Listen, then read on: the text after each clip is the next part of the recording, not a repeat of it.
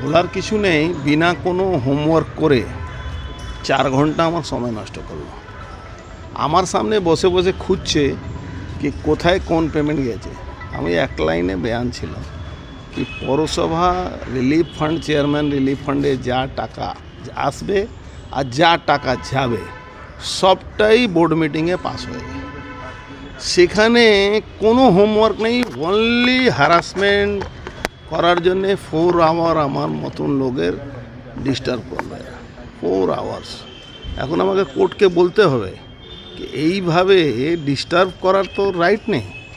আপনি এই যত আমি যখন 19-এ বিজেপিতে চলে গেছি তারপরেও আমাকে জিজ্ঞেস করছে কি এই অ্যামাউন্ট কোথায় গেছে।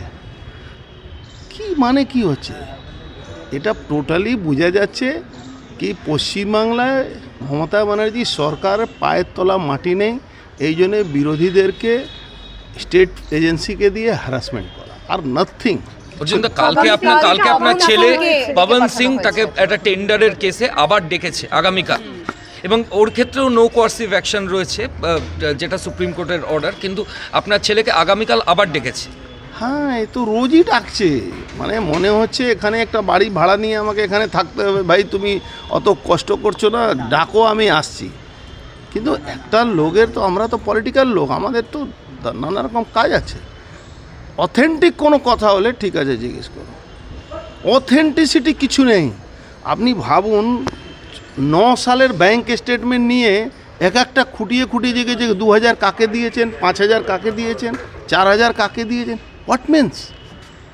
Only harassment, instruction by Mamata Banerjee. কী মানে হচ্ছে? এখানে রাজনীতি কেউ করবে না, ওনার বিরোধী থাকবে না, তারা সবাইকে জেলে ঢুকিয়ে দেন। ভাই হয় না, রাজনীতিতে এইভাবে হয় না। রাজনীতিতে সূর্য উদয় থেকে অস্ত আছে।